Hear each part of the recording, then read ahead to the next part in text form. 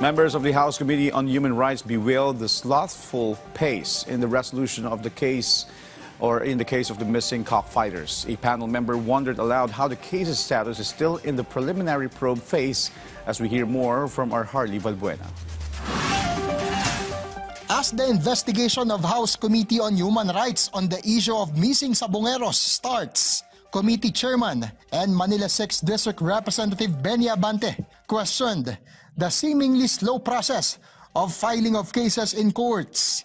This is in line with the Department of Justice's report that 7 charges against 62 individuals still under preliminary investigation have yet to be filed.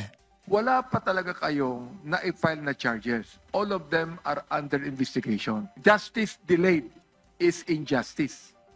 And justice denied, correct? Yes, Your Honor. The DOJ explained that PNP-CIDG filed the complaints just this August, and a preliminary investigation is needed before issuing a resolution whether to elevate the charges in court. Among the 62 charged are 18 policemen tagged by whistleblower Julie Dondon Patidongan. Meanwhile, ML Party List Representative Leila De Lima also questioned why Patidongan is not yet placed under the DOJ's Witness Protection Program. There's no official coverage for Witness Protection Program for our witnesses yet. No official coverage yet, notwithstanding the very importance and the urgency of the matter. I think there's no doubt that something like this is definitely urgent. And we expect, of course, DOJ to act swiftly. The Justice Department said that Patidongan also faces a kidnapping case on missing Sabongeros, and it is still being studied whether he is qualified to turn state witness.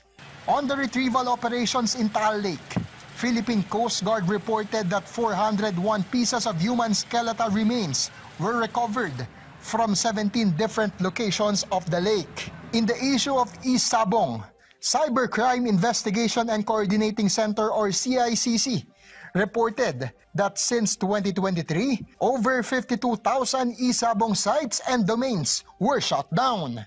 But CICC admitted that after sites were taken down, eSabong operators will just set up new sites in just minutes. This is why a congressman also questioned why no arrests on eSabong operators were made. CICC and PNP Anti-Cybercrime Group responded.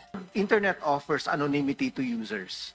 So yung mga criminal ho natin are using these technologies. May virtual private network po sila, meron po silang anonymity tools para hindi naman po sila makikilala. And most of these online sabong platforms are actually hosted outside of the Philippines. They use alternative or backup websites after blocking of NTC. And advanced users can still access NTC block websites through domain name system configurations. The PNP-ACG added that under current laws, no provision states clear penalties for live streaming or broadcast of cockfight.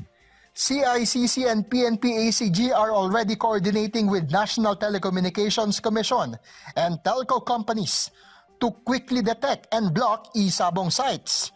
It is also working with online money platforms and Bangko Sentral ng Pilipinas to stop the flow of money on eSabong. Harley Valbuena from the National TV Network for a new and better Philippines.